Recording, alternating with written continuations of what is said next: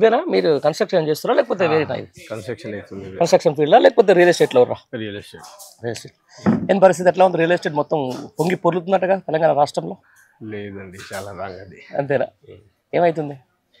చాలా క్రిటికల్గా ఉంది ప్రజెంట్. ఒక్కొక్కళ్ళు అమౌంట్ పెట్టిన పరిస్థితి అయితే చాలా దారుణంగా ఉంది. మేము కూడా ఒకప్పుడు జాబ్ చేశాము. రియల్ ఎస్టేట్ రంగాన్ని నమ్మి మేము రియల్ ఎస్టేట్లో రావడం జరిగింది. ఎన్ని సంవత్సరాలు అయిందన్న వచ్చి? నేను వచ్చేసి 2017 నుండి స్టార్ట్ అయ్యాను దీంట్లో. దానికంటే ముందు వేరే జాబ్ చేసి ఉంటుంది. జాబ్ చేసి ఉంటుంది. ఏం చేస్తారు? మన ప్రైవేట్ జాబ్ చేసి ఉంటుంది. మన ఇది ఎంఎన్సీ కంపెనీలు ఉన్నాయి కదా, అందులో చేసి ఉంటుంది. ఏమైనా ఇన్వెస్ట్ చేసారా? మీరు సొంతంగా తీసుకుంటారా లేకపోతే ఏమైనా ప్లాట్స్ రీసేల్ చేస్తారా? ఇక్కడ ఓన్లీ రీసేల్ చేస్తున్నాము, ఇన్వెస్ట్మెంట్ అనేది ఏం లేదు. ఇట్లా ఇలా కొందరు బ్రదర్స్. ఎన్ని చేసారు ఇప్పుడు ఈ ప్రభుత్వం వచ్చిన తర్వాత? ఈ ప్రభుత్వం వచ్చిన తర్వాత అంటే ఇప్పుడు కొత్తగా అయితే హెచ్ఎండి చేయడం వల్ల అదొకటి కొంచెం మమ్మల్ని సేవ్ చేసిందిలే, కానీ ఫర్దర్ గా చుట్టుపక్కల అయితే ఎక్కడ కానీ మార్కెట్ అనేది లేదు. ఎందుకు సడన్ గా ఇంత ఫాస్ట్ కుప్పకూలిపోయింది రియల్ ఎస్టేట్ రంగం? రియల్ ఎస్టేట్ రంగంలో కుప్పకూలడానికి కారణము ఏంటంటే, ఇంతకుముందు యాక్చువల్ ఒక 10 years తర్వాత రావాల్సిన రేట్లు అనేది ఇమీడియట్లీగా వచ్చేసినాయి. అది టీఆర్ఎస్ ప్రభుత్వంలో అన్ని వచ్చేసినాయి ఒకటే టైంలో. సో ఇక ఆ వల్ల అలాగే స్టాండ్ అయిపోయింది. అదే విధంగా ఉన్నది ఇప్పుడు మార్కెట్. అవునా? ఇప్పుడు గతంలో బీఆర్ఎస్ గవర్నమెంట్ ఉన్నప్పుడు నెలకి ఎన్ని చేసేవాళ్ళు రిజిస్ట్రేషన్? నెలకు 2-3 అయితే ఈజీగా అయ్యేది. ఇప్పుడైతే మంత్లీ వచ్చేసి 1 కానీ 6 months 1, 3 months 1. మరి ఎట్లా మీరు దీన్ని నమ్ముకొని ఉద్యోగం నెలకు 50,000 ఉద్యోగం నమ్ముకొని పెట్టి వచ్చారు. మరి సరే రియల్ ఎస్టేట్ బాగా నడిచినప్పుడు ఒక కారు కొనుక్కున్నారు, రియల్ ఎస్టేట్ బాగా నడిచినప్పుడు ఇల్లు కొనుక్కొని ఉంటారు. ఇప్పుడు ఏం పరిస్థితి?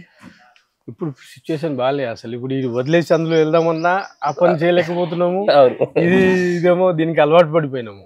అంటే కొంచెం మార్కెట్ తిరగడం, వీళ్ళ వాళ్ళ 10 మందిని కలవడం అనేది. అదంటే జాబ్ డైరెక్ట్ పోయి కూర్చోవడం అనేది చూసుకొని బిజినెస్ రావడం అది వేరు. అదే వస్తారు. ఇది వచ్చేసి అందరితోటి కంపల్సరీ మూవ్ కావాల్సిందే. మార్కెట్ లో ప్రతి ఒక్కరితోటి కలిసి మాట్లాడుకొని ఏందనేది డిస్కషన్ చేసుకుంటాం, ముందుకు వెళ్ళవచ్చు. రైట్. ఇప్పుడు ఈ గవర్నమెంట్ కూడా ఆల్మోస్ట్ 2 ఏళ్ల దగ్గరకు వస్తుంది. ఆల్మోస్ట్ 2 ఏళ్లలో ఎంత అయితే ఇంకా మరి 3 ఏళ్ల పరిస్థితి ఎట్లా ఉండబోతుంది? ఏమన్నా చర్యలు తీసుకుంటుందని నమ్మకం ఉందా మీకు దీని మీద? ప్రజెంట్ అయితే చర్యలు అయితే అసలు వాస్తవానికి గవర్నమెంట్ అంతా అమౌంట్ లేదనే సిచ్యువేషన్ లో ఉన్నది. ఈ రైతు బంధువులుగా ఇగో లాస్ట్ 6 months రైతు బంధు రావాలి. ఇంతకుముందు ఒక 2 ఎకరాలు 3 ఎకరాల వరకు మాత్రమే ఇచ్చారు, ఎవరికి ఇవ్వలేదు. ఇప్పుడు మళ్ళీ మొన్న స్టార్ట్ చేశారు. ఈ రోజు అయితే పడ్డాయి కొందరికి. అప్పటికే పూర్తి కాలేదని కొంతమంది రైతులు అన్నారు. కంప్లీట్ కాలేదు.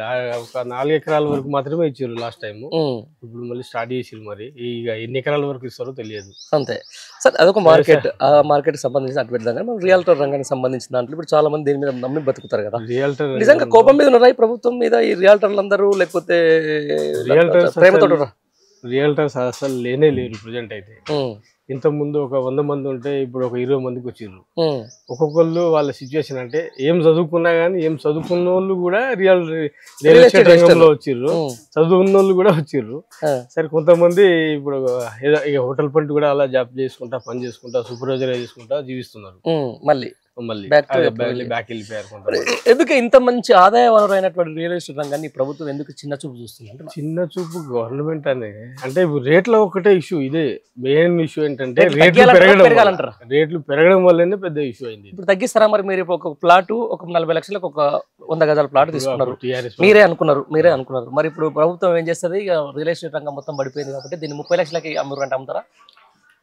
అలా ఎలా ఉండదు కదా. ఎవరు మళ్ళీ బ్యాక్ అయితే రాలేరు కదా. ఎవరైనా ఫ్రంట్ ముందే వెళ్ళాల్సిందే కానీ వెనకైతే తిరిగి ఎవరైతే చూడలేము. అదే అంటున్నా, మీరు ఏం చేయాలంటున్నా ఈ ప్రభుత్వం ఈ రియల్ ఎస్టేట్ రంగం మళ్ళీ గాడిలో పడాలంటే ఏం చేయాలి?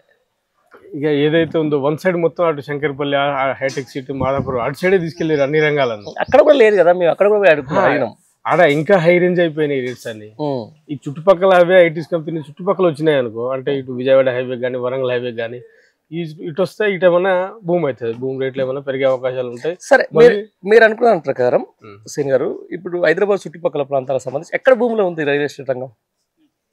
ఇవాళ ఫోర్త్ సిటీ పెట్టిర్రు, అటు ఏమన్నా రియల్ ఎస్టేట్ రంగం భూమి ఉందా? అటు ఓకే, బాగానే ఉంది, నడుస్తుంది మంచిగా. ఇప్పుడు అక్కడ కూడా ఏం ప్రజలు మాకేం అసలు రావట్లేదు. హై రేంజ్ అపార్ట్మెంట్స్ ఒక రేంజ్ లో కట్టిస్తున్నారు. అన్ని మెయిన్ ఐటీ కంపెనీలు వేరు, దానికి అమ్ముడు పోవడం వేరు కదా. ఇప్పుడు కంపెనీ కడుతుంది ఆల్మోస్ట్ అయితే. మీరు చెప్పినట్టయితే 4 లక్షల ఫ్లాట్స్ అన్ని అలాగే పడి ఉన్నాయి హైటెక్ సిటీ సైడ్ అయితే. మరి అదే అంటున్నా, ఇప్పుడు దీన్ని ఎట్లా అర్జెంట్ గాలిలో పడాలంటే, మీరు లైఫ్ బాగుపడాలంటే ఏం చేయాలి? ఏ గవర్నమెంటే ఆలోచించాలి ఏం పరిష్కారం దీన్ని. ఒకవేళ ఆలోచించలేని పరిస్థితులు ఏం చేస్తారు? ఎవరు ఇక వెనకకి వెళ్ళిపోయి ఎవరి పని ఏందో వాళ్ళు చూసుకోవాల్సి వస్తుంది. అంతేగాని ప్రభుత్వాన్ని మాత్రం బ్లేమ్ చేయరు. ప్రభుత్వాన్ని బ్లేమ్ చేసేదంటే వాళ్ళకి కొత్త ఏదైనా చర్యలు ఉంటే వాళ్ళే చేయాలి. ఆ బేస్లో మనం ముందుకు వస్తే సక్సెస్ అయితే మళ్ళీ అందరూ రావచ్చు, సక్సెస్ కావచ్చు.